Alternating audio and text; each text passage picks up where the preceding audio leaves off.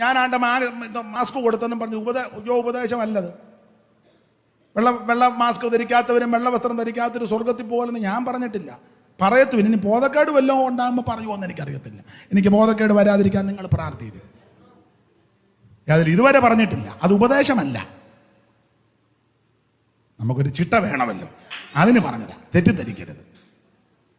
കോലാഹലം നടന്നുകൊണ്ട് എനിക്കിത് പിന്നെ അറിയാത്ത കൊണ്ട് അത് ഗുണമായി. എന്തെല്ലാം കോലാഹലം നടക്കുക എന്ന് ഓരോരുത്തർ ഇങ്ങനെ പറയുന്നു. സ്തോത്രം. ഞാൻ മിണ്ടായിരിക്കല്ലേ. ഇപ്പോഴല്ലേ ഇതൊന്ന് അത് സൂചിപ്പിച്ചത്, ഇത് സൂചിപ്പിക്കാൻ വേണ്ടിയില്ല, ഉപദേശമല്ലെന്ന് പറയാൻ പറഞ്ഞതാ. അവിടെ കിടന്ന് ആരാണ്ട് പറഞ്ഞു ഞാൻ എൻ്റെ കൾട്ടോ എന്നതാ അല്ല കൾട്ടെന്നങ്ങാണ്ട എന്ന് പറഞ്ഞ അതാണോ?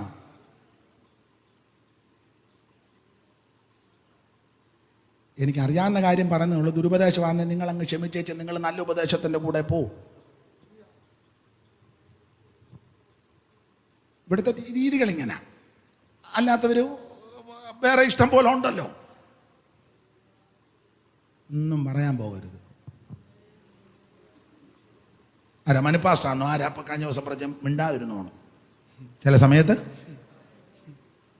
സ്തോത്രം. അവൻ്റെ താഴ്ചയിൽ അവന് ന്യായം കിട്ടാതെ പോയെന്നാണ് നമ്മുടെ കർത്താവിനെ പറ്റി. നമുക്കും ചിലയിടത്ത് ന്യായം കിട്ടത്തില്ല. സ്തോത്രം. മൗനമായിട്ടിരുന്നോണം ചില സന്ദർഭത്തിൽ. സ്തോത്രം. അപ്പൊ നമ്മളിതെല്ലാം വേണ്ടാന്ന് വെച്ചു. മറ്റവരെ ഒരുങ്ങി ലിപ്റ്റിക്ക് വിട്ട് പുരിയോ എല്ലാം അടിച്ച് 3 സ്പ്രിങ് ഞാൻ എപ്പോഴും പറഞ്ഞിട്ട്, അന്നേരം നിങ്ങൾക്ക് സ്പ്രിങ് ഇടാൻ മുടിയില്ലായിട്ടാണോ? വേണ്ടാന്ന് വെച്ചു. നീ സ്വർഗത്തിൽ പോകുന്നതിന് തടസ്സമാന്നേ വേണ്ട. മറ്റവൻ കൊമ്പം മീശ വെച്ച് ഇടയ്ക്കിടയ്ക്ക് യോഗത്തിനിടെ ഇരുന്ന്, നിങ്ങൾക്കും ഇച്ചിരി മീശയൊക്കെ ഉണ്ട്, വേണേ ഇടയ്ക്കൊന്ന് ലേച്ചിന്. എന്നാ ഇത് ഇടയ്ക്ക് തിരുമാത്തേ? ഇത് വേണ്ടാന്ന് വെച്ചത്. മീശ പഠിക്കുന്നവര് സ്വർഗത്തിൽ പോകും, മീശ വെക്കാത്തവര് സ്വർഗത്തിൽ പോകും, വെക്കുന്നവർ പോകലെന്നൊന്നും പുസ്തകത്തിലില്ല. വേണ്ട. ഇനി അതൊരു തടസ്സമാണേ. മറ്റവര് കമ്മലും മാലയിലിട്ട് ജിമിക്കിയും ജലജമാലയും. എൻ്റെ അമ്മ ചാകാൻ നേരത്ത് തന്നതാ പിണ്ടിച്ചെയിൻ. എൻ്റെ അമ്മ മരിക്കാൻ നേരത്ത് പറഞ്ഞ നീ പിണ്ടിച്ചെയിൻ ആർക്കും. എൻ്റെ അമ്മയുടെ അന്ത്യാഭിലാഷമായിരുന്നു അമ്മയുടെ പിണ്ടിച്ചെയിൻ. പക്ഷെ വചനം പഠിച്ച് ദൈവത്തോടടുത്തപ്പം ഇത് വേണ്ടാന്നങ്ങ് തീരുമാനിച്ചു. അത് അബദ്ധമല്ല.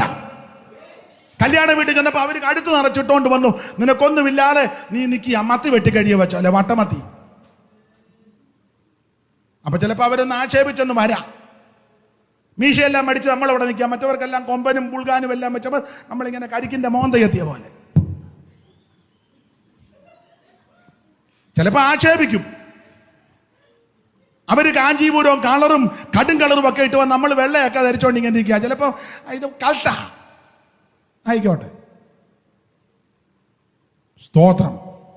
ഇനി ഞാനതിൻ്റെ ഒരു നല്ല വശം പറയാം. നിങ്ങൾ ഇഷ്ടമുണ്ട് യോജിച്ചാൽ മതി. ഇഷ്ടമുണ്ട്. ഉപദേശമൊന്നുമല്ല കേട്ടോ. ഉപദേശമല്ലേ? ആ, ന്യായമായൊരു കാര്യം. എല്ലാവരും വെള്ളവസ്ത്രം ധരിച്ചുകൊണ്ട് ആരാധനയ്ക്ക് വന്നാൽ വസ്ത്രത്തിന്റെ കാര്യത്തിൽ വലിയ വലിപ്പച്ചെറുപ്പം വരികയല്ലോ. അല്ലെങ്കിൽ കാശുള്ള വീട്ടിലെ അമ്മാമ്മ അവരുടെ സാഹചര്യം കൊണ്ടാ 12,000 കാഞ്ചീപുരം. അമ്മാമ്മയുടെ മോൻ കല്യാണം കഴിഞ്ഞപ്പം ബന്ധുക്കാര് കൊടുക്കുമല്ലോ, കച്ചമുറിക്ക് പകരം കൊടുത്തതാ. ഉടനെ അമ്മാമ്മ അവിടെ നിന്നു, വീഡിയോക്കാരൻ വന്നു, ഇവരായിരിക്കും മിക്കവാറും. ഉടനെ മറ്റവർ വന്നു, ഉടനെ കൊടുക്കട്ടെ, ഉടനെ വാങ്ങട്ടെ, ഉടനെ അലച്ചാൻ പറയും ഇപ്പം മേടിക്കരുത് അമ്മാമ്മ, പെടലി ഒന്നൽപ്പം. അല്ല, വീഡിയോക്കാരുടെ അവരുടെ കണ്ണ് പോട്ടാ നന്നാകട്ടെ, ഇല്ല പിന്നെ അവർക്ക് കാശ് കൊടുക്കുകയല്ല.